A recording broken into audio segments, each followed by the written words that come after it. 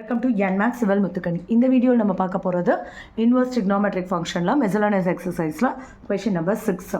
So, cos inverse 12 by 13, sin inverse 3 by 5 is equal to sin inverse 56 by 65. So, first, A is equal to cos inverse. First one, A in 12 by 13.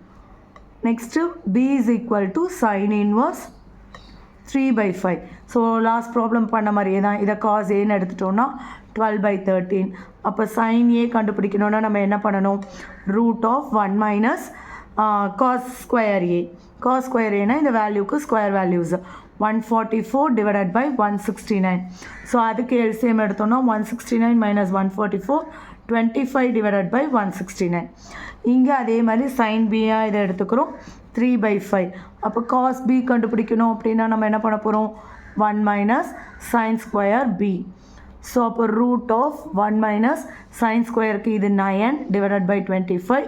LCM எடுத்தால் 25 minus 9. So 16 divided by 25.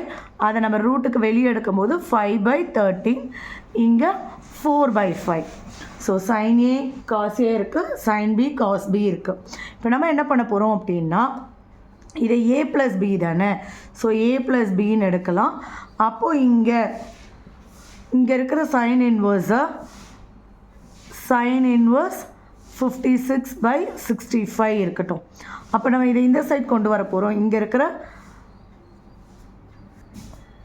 நமக்கு தெரிஞ்ச sign காசு எல்லாத்தையும் வச்சு sin of A plus B formula என்னது? sin A cos B plus cos A sin B. So இதெல்லாம் apply பண்ணலாம். sin Aக்குனா என்னது? 5 by 13. cos Bங்கிறது என்னது? 4 by 5. ப்ளஸ் cos A என்னது? 12 by 13. sin B என்னது? 3 by 5. அப்போது இங்கேயும் ரெண்டுமே 65 டினாமினேட்டர் இருக்குது. ஸோ இங்கே 20, இங்கே 65, 36. 56 by 65. இது என்னது? sin of A plus Bயோட வேல்யூ. நம்மளோட கொஷின் படி A plus B இங்கே எடுத்துட்டோன்னா sin அந்த சைட் போகும்போது sin inverse 56 by 65.